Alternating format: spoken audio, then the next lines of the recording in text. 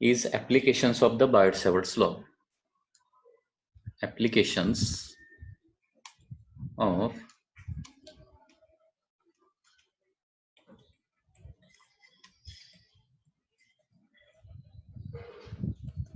Biot-Savart's law.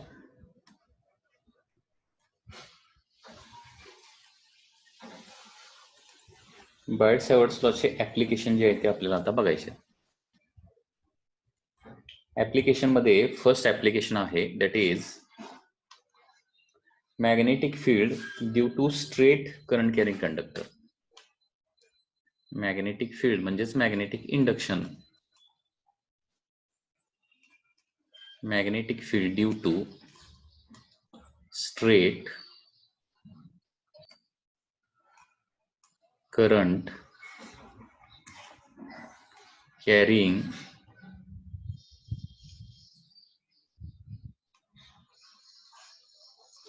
conductor.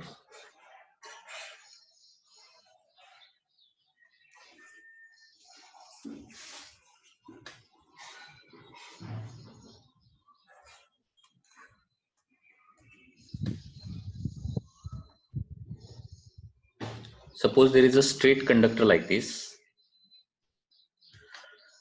which is carrying current, and from this straight conductor at a distance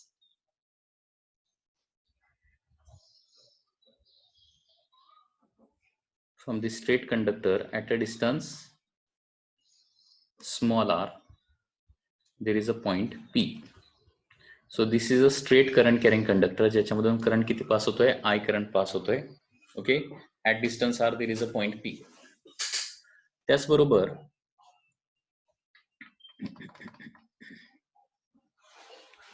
top एंडनं P point पर्यंत केलेला angle suppose काय असेल, alpha असेल, आणि हा जर अँगल बीटा असेल.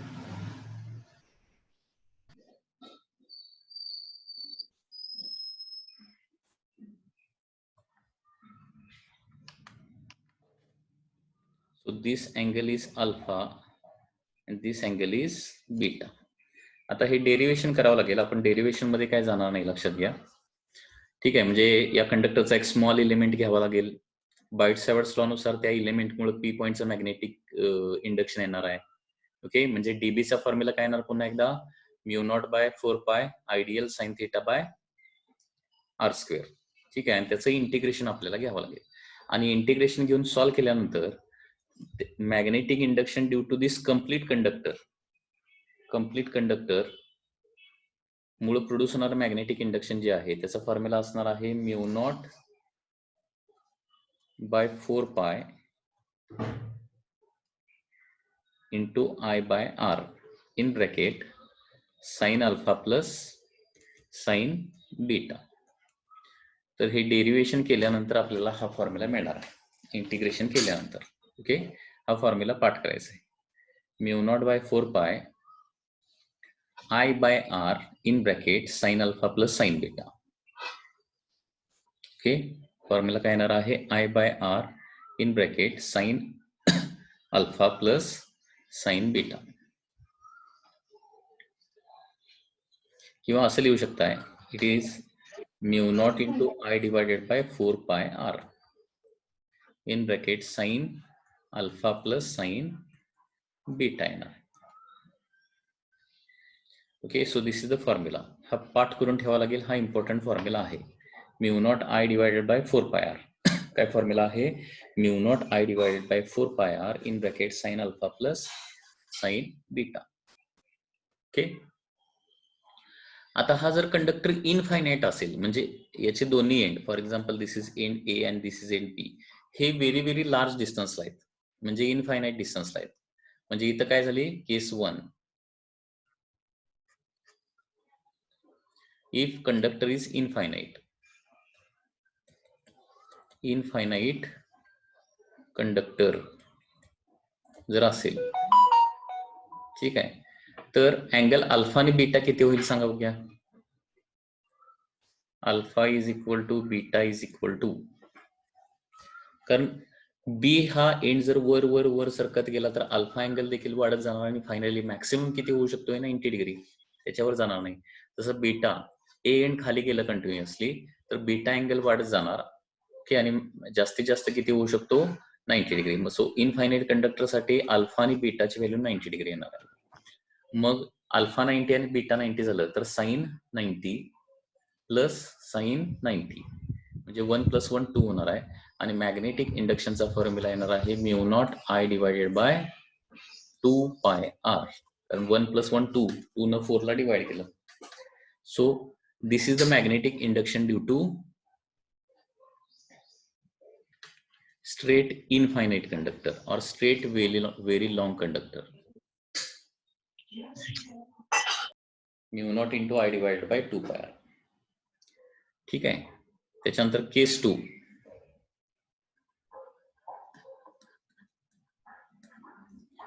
magnetic induction near end of the conductor. Near end of infinite conductor.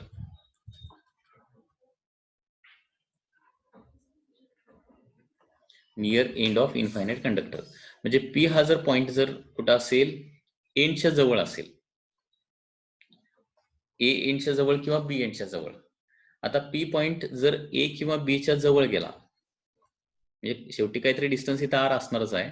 Conductor पासून परपेंडिक्युलर डिस्टन्स किती हे महत्वाची गोष्ट आहे. परपेंडिक्युलर डिस्टन्स किती. ठीक आहे. नियर एंड गेला तर काय होणार आहे बघा, याच्यातला अल्फा अँगल जो आहे तो 0 होईल आणि बीटा जो आहे तो काय होणार आहे अदर एंड इन्फिनिटीला आहे, त्याच्यामुळे बीटा 90 डिग्री होणार. म्हणजे एक अँगल 0 आणि एक अँगल काय होणार आहे 90 degree. So near the end of conductor magnetic induction किती येणार आहे mu naught into I divided by 4 pi r येणार. बरोबर आहे ना. Mu naught into I divided by 4 pi r येणार. कारण कसं काय अल्फा 0 म्हणजे साइन 0 म्हणजे 0 येणार आणि बीटा 90 आणि साइन 90 म्हणजे 1 येणार आहे. म्हणजे ब्रॅकेटची व्हॅल्यू 1 येणार आणि फॉर्म्युला येणार आहे B is equal to mu naught into I divided by 4 pi R. So this is magnetic induction near the end. Okay. So straight कंडक्टरचे आपण आता हे 3 फॉर्म्युले बघितलेले आहेत, लक्षात घ्या. 3 फॉर्म्युले. ओके. याच्या व्यतिरिक्त आणखी फॉर्म्युले नियर एंड आणि इनफायनाईट कंडक्टर नसेल, फायनाईट कंडक्टर असेल. केस 3. नियर एंड म्हणजे पॉइंट पी जो आहे तो एंड जवळ आहे आणि कंडक्टर जो आहे तो फायनाईट आहे.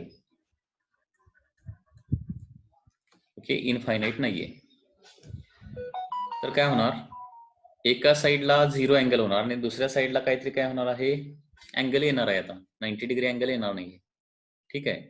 त्याच्यामुळे मॅग्नेटिक इंडक्शन नियर द एंडचा formula mu naught into I divided by 4 pi R into sine alpha किंवा साइन बीटा. म्हणजे कुठल्या ज्या साईड एका साईडचा अँगल काय 0 होणार आहे, दुसऱ्या साईडचा अँगल जो काय असेल तो mu naught into I divided by 4 pi R into sine alpha. या पद्धतीने ही केस येणार.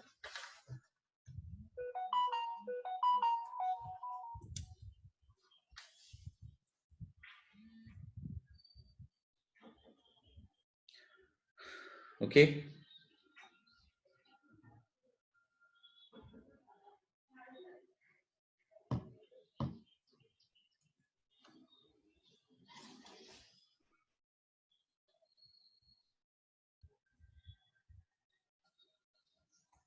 तर सगळ्यांच्या लक्षात येते का हे फॉर्म्युले. आता पॉइंट पी जर कंडक्टरच्या आउट साइडला जर असेल तर डायग्राम कशी होणार. So this is a straight conductor आणि पॉइंट पी जो आहे पॉइंट पी कंडक्टरच्या लाईनवरच आहे. म्हणजे कंडक्टर आपण एक्सटेंड केला आणि कंडक्टरच्या लाईनवरच पॉइंट पी येत असेल, करंट कॅरिंग कंडक्टरच्या लाईनवरच पॉइंट पी असेल तर magnetic induction at this point P काय येणार आहे 0 येणार. म्हणजे एखाद्या पॉइंटला मॅग्नेटिक इंडक्शन प्रोड्यूस होण्यासाठी काय झालं पाहिजे,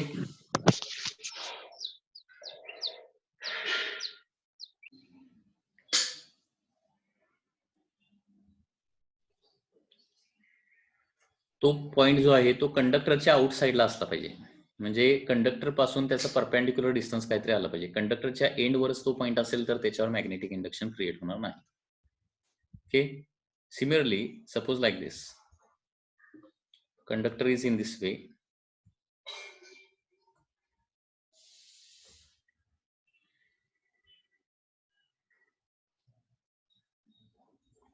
अँड आतापर्यंत पॉइंट पी कसा होता, कंडक्टरची जी लेंथ आहे त्याच्या आत होता, तो थोडासा इकडे बाहेर असेल, जेणेकरून काय होईल, एका एंड बरोबर अँगल किती होईल, सपोज अल्फा होईल, आणि दुसऱ्या एंड बरोबर अँगल सपोज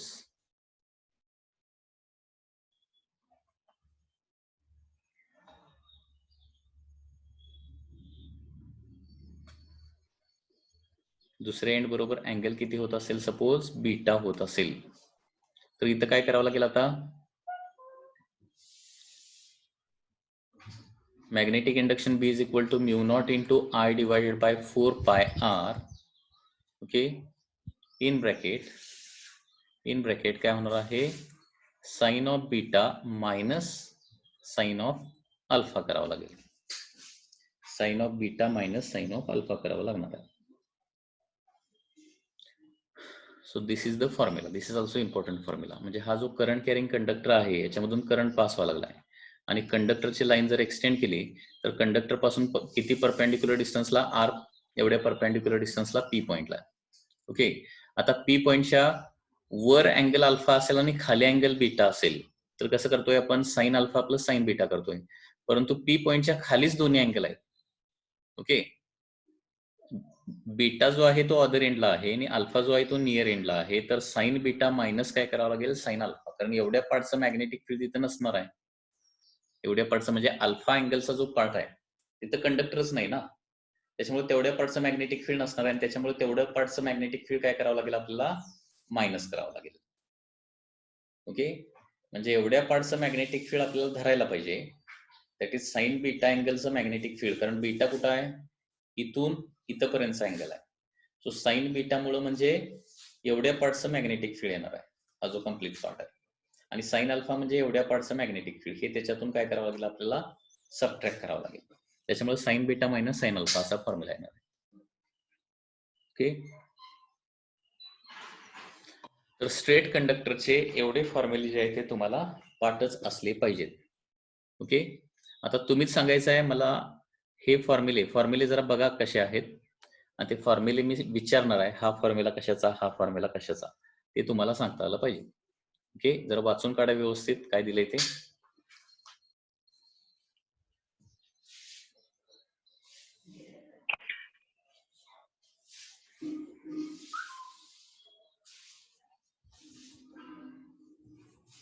जरा सगळ्यांनी आन्सर द्यायचे आहेत. आता मला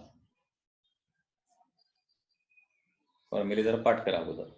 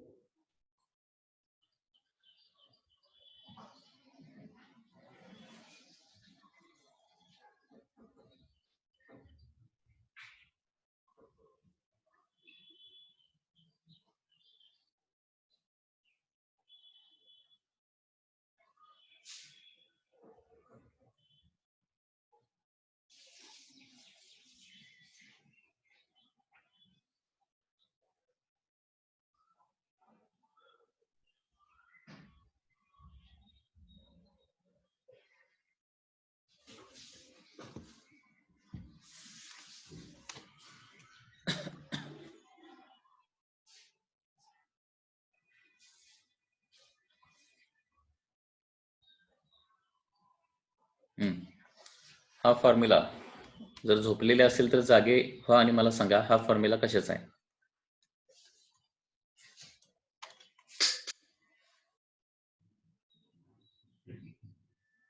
infinite conductor. A infinite conductor असेल तर. अरे बाकीचे काय झोपलेत काय? बोला लवकर. Infinite conductor. Infinite conductor. So infinite conductor पासून r डिस्टन्सला पॉइंट P असेल, करंट कंडक्टर मधून I पास होत असेल तर mu naught I divided by 2 pi. हा फॉर्म्युला कशाचा आहे?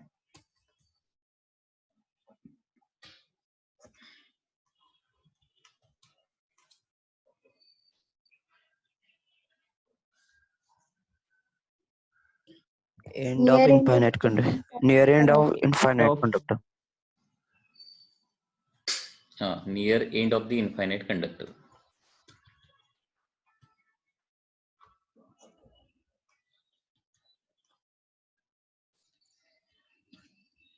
हा कसला फॉर्म्युला आहे? Near end of finite conductor. Near end of the finite conductor.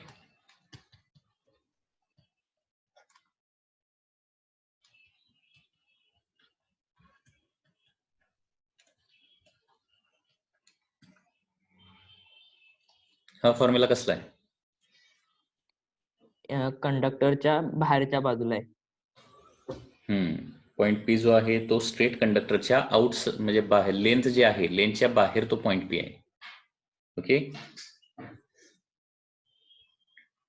आणि इथं प्लस साइन असेल तर त्या लेनच्या आत आहे. लेनच्या आतमध्ये आहे. करंट कॅरिंग कंडक्टर असा आहे आणि पॉइंट P इथं आहे. मॅग्नेटिक फील्ड या पॉइंटला किती असणार? 0. 0. 0 असणार आहे.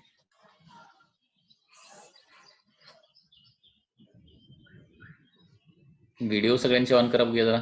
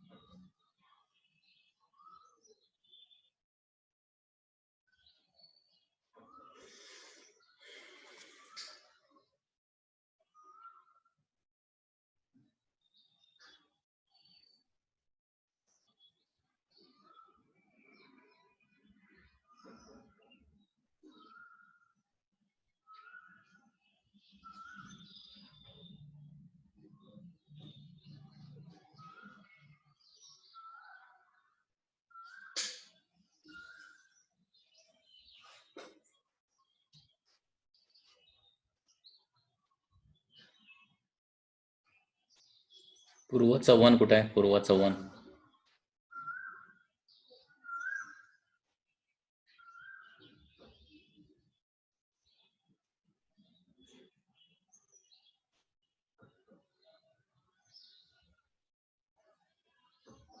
पूर्व चव्हाण आहे का प्रेझेंट? हा सर. व्हिडिओ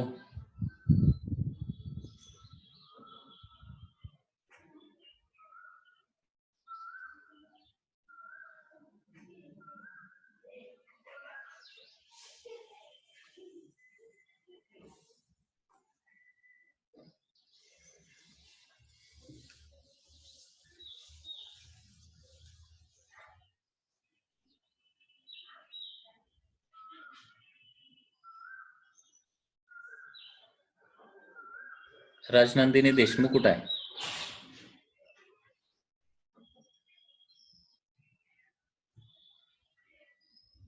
आहे काय? आज ऍबसेंट आहे.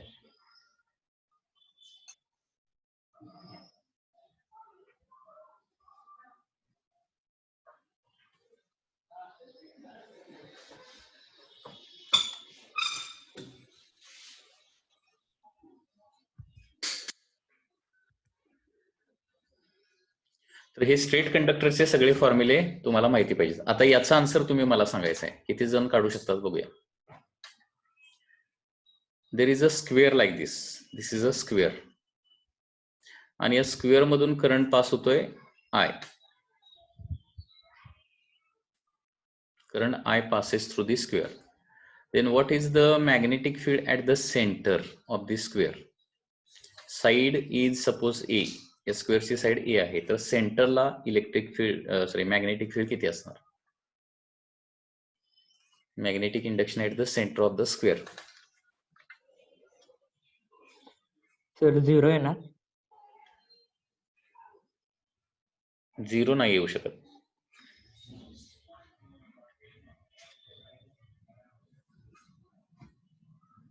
सपोज ही फर्स्ट साइड आहे, ही सेकंड साइड आहे, ही थर्ड साइड आहे, ही फोर्थ साइड. प्रत्येक साइड हा एक स्ट्रेट कंडक्टर आहे. आता फर्स्ट कंडक्टर मुळे सेंटरला मॅग्नेटिक फील्ड कसं क्रिएट होणार? इनवर्ड का आउटवर्ड क्रिएट होणार? ते पण महत्वाचं आहे. डायरेक्शन बघा. फर्स्ट कंडक्टर मुळे सेंटरला राईट हँड रूल वापरा की. करंट वर फ्लो होतोय. हा माझा राईट हँड आहे, सपोज तुम्हाला स्क्रीनवर दिसत असेल. ठीक आहे, कंडक्टर वर फ्लो होतोय. जे मॅग्नेटिक फील्ड काय होणार आहे? सेंटरला राईट हँड साइडला कसं असणार?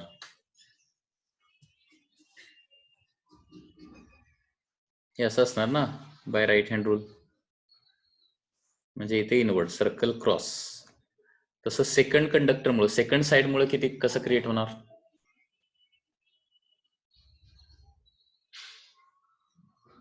हे मॅग्नेटिक फील्ड असं असणार याच्यावरती सर्क्युलर. म्हणजे पुन्हा एकदा सर्कल क्रॉस सेकंड मुळे, थर्ड मुळे सर्कल क्रॉस आणि फोर्थ मुळे सर्कल क्रॉस इनवर्ड. म्हणजे सगळ्या कंडक्टर मुळे इनवर्डच क्रिएट होत आहे. सगळ्यांची ऍडिशन होणार आहे. मला सांगा, एका साइड मुळे जेवढं सेंटरला तयार होणार तेवढंच काय होणार आहे? एका साइड मुळे जेवढं सेंटरला तयार होणार तेवढं प्रत्येक साइड मुळे तयार होणार आहे. आणि त्याच्यामुळे सगळ्याचे काय करू शकतो आपण? ऍडिशन करू शकतो. Okay. So for example conductor 1 मुळे सेंटरला किती प्रोड्यूस होणार सांगा बघूया जरा. कुठला फॉर्म्युला वापरावा लागेल आणि काय आन्सर येणार? फक्त कंडक्टर 1 मुळे.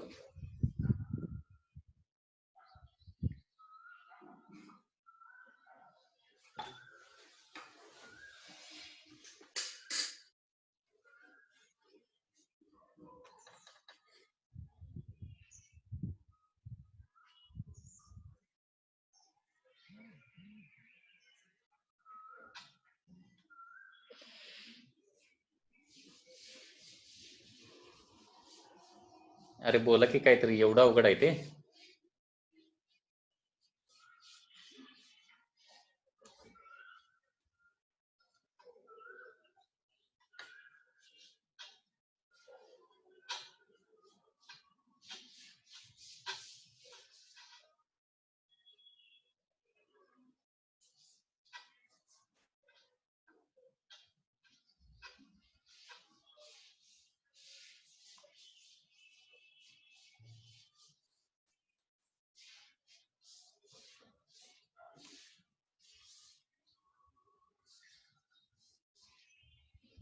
स्ट्रेट कंडक्टर पासून परपेंडिक्युलर डिस्टन्स किती होणार? a/2 होणार.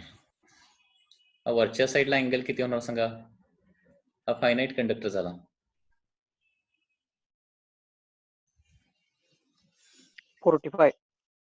हा, आणि खालच्या साईडला अँगल किती होणार आहे? 45. हा 45 डिग्री, हा 45 डिग्री. मग फॉर्म्युला कुठला वापरायचा सांगा? μ0 into I divided by 4 pi r in bracket sin alpha plus sin beta. Okay, so μ0 into current I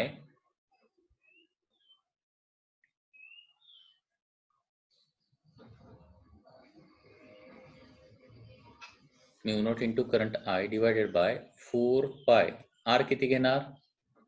conductor पासून त्या पॉइंट पर्यंतचा डिस्टन्स, दॅट इज a/2 लिहिणार. sin 45 प्लस sin 45 म्हणजे 1/√2 प्लस 1/√2 म्हणजे 2/√2 येणार ना. 1/√2 प्लस 1/√2 म्हणजे 2/√2 म्हणजेच किती येणार आहे? दॅट इज √2 येणार इथं. आता परत 2 न 4 ला डिवाइड केलं तर इथं 2 येणार.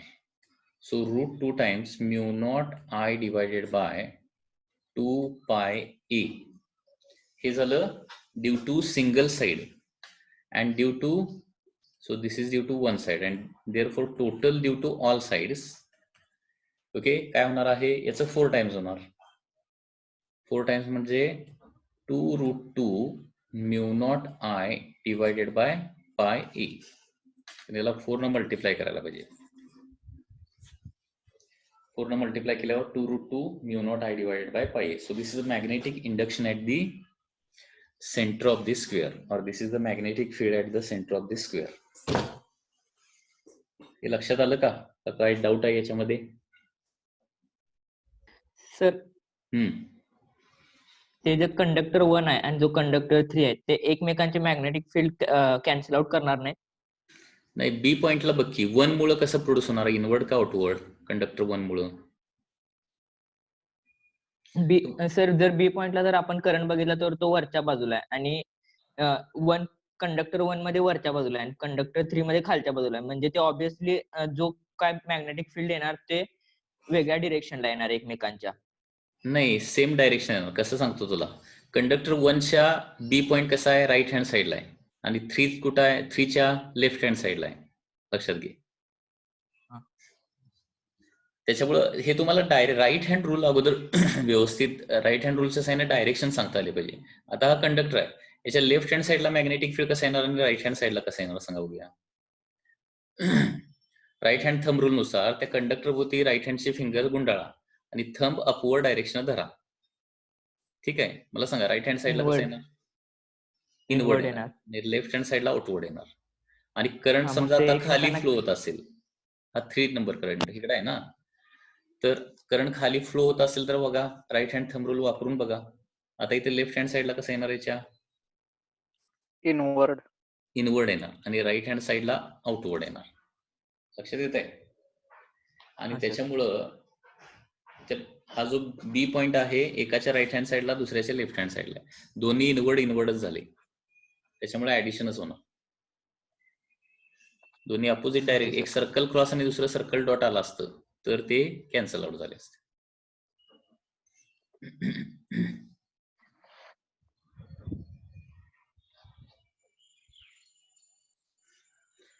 कारण हे राईट हँड थंब रूल वापरून डायरेक्शन लेफ्ट हँड साईडला इनवर्ड आहे का आउटवर्ड आहे वगैरे ते व्यवस्थित काढता आलं पाहिजे. कारण पुढे असे भरपूर एक्झाम्पल आहेत की जिथं डायरेक्शन काढूनच तुम्हाला काय करावं लागतं, ऍडिशन किंवा सबट्रॅक्शन जे काय आहे ते करावं लागतं.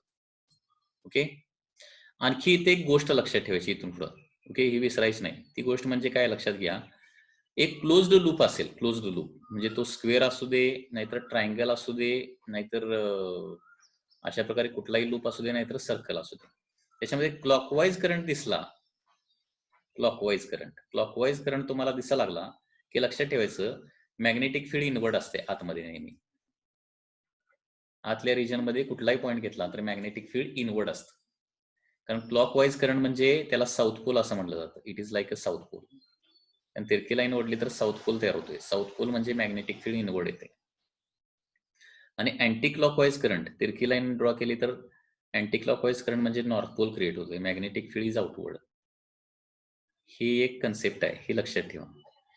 क्लोज्ड लूप दिसला, क्लॉकवाईज करंट दिसला की त्या लूपच्या आतमध्ये मॅग्नेटिक फील्ड कसं असणार आहे, इनवर्ड असणार. हे लक्षात ठेवायचं. Clockwise current inward magnetic field, anti clockwise current outward magnetic field. हे कुणाला वापरायचं, फक्त लूप साठी वापरायचं.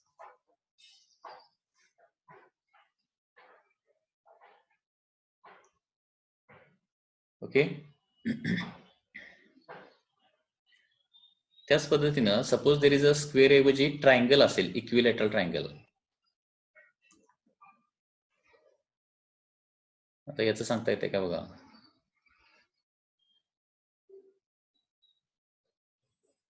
दिस is a equilateral triangle.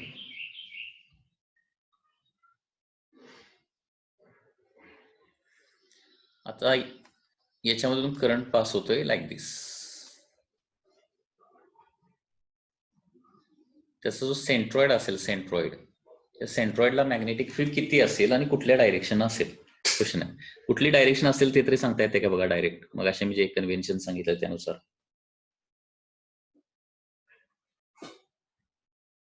Outward असणार. आउटवर्ड, कारण अँटी क्लॉकवाईज करंट दिसायला लागलाय माहिती आहे ना. किंवा एक कंडक्टर घेऊन राईट हँड थंब रूल वापरून बघा, कुठलाही एक साईड घेऊन राईट हँड थंब रूल जर वापरला तर आउटवर्ड करंट म्हणजे मॅग्नेटिक फील्ड जे आहे ते फिंगर्स जे आहे ते असे गुंडाळले जाणार आहेत असे.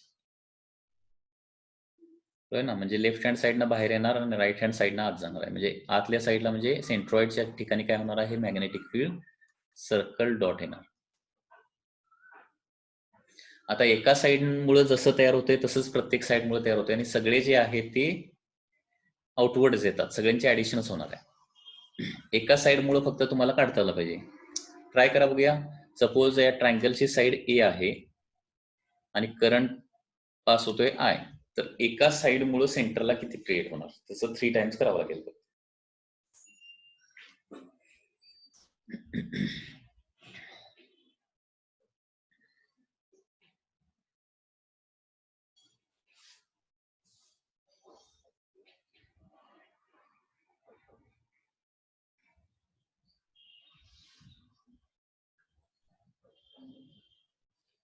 Nine mu I upon 4πa. एका साईडमुळे सांगितलंस का कम्प्लीट ट्रायंगलचं सांगितलंस? Complete triangle. एका साईडचा अगोदर काढूया. एका साईडचं काढण्यासाठी फॉर्म्युला काय आहे, mu naught I divided by 4πr in bracket sine alpha plus sine beta. हा फॉर्म्युला सगळ्यांना माहिती आहे. So mu naught current I आहे, 4π डिस्टन्स किती घ्यायचं आर, a/3. सेंट्रॉइड पासून साईडचं परपेंडिक्युलर डिस्टन्स हे किती असतं, a/2√3 असतं. हे पाठ पाहिजेत काही व्हॅल्यू, a/2√3. म्हणजे ट्रायंगल असेल तर कुठल्याही अपेक्स पासून सेंट्रॉइडचं डिस्टन्स बरोबर a/√3 असतं. हे पाठ करून ठेवा किंवा इथं पायथागोरस थेरम वगैरे वापरून तुम्ही काढू शकताय. ओके. आणि सेंट्रॉइड पासून साईड पर्यंतचं डिस्टन्स लक्षात घ्या. हे 2 डिस्टन्स मी दाखवले. This distance is a/√3 and this is a/2√3.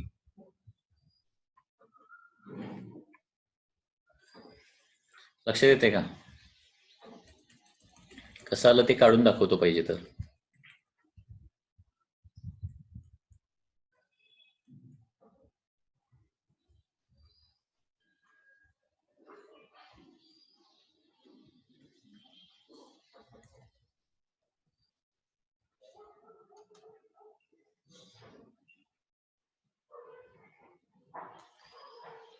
इथून मी परपेंडिक्युलर सपोज ड्रॉ केली अशी आणि परत ही साइड पण जोडली अशी, इथं राईट अँगल ट्रायंगल होतंय बरोबर. आता हे डिस्टन्स आपल्याला माहिती आहे. हे डिस्टन्स किती, a/2 असणार, हाफ ऑफ द साइड. आणि हा अँगल किती असणार आहे, टोटल अँगल 60, त्याच्यामुळे हा अँगल 30 डिग्री असणार. मला ही साइड पाहिजे आहे x, तर आपल्याला साइन थेटाचा फॉर्म्युला वापरावा लागणार. Sine 30 is equal to x divided by, sorry sine नाही, टॅनचा फॉर्म्युला वापरावा लागेल. Sorry, tan 30 is equal to काय होणार, opposite side divided by adjacent side. Okay. So therefore x is equal to काय होणार बघा, a/2 tan 30. tan 30 म्हणजे 1/√3.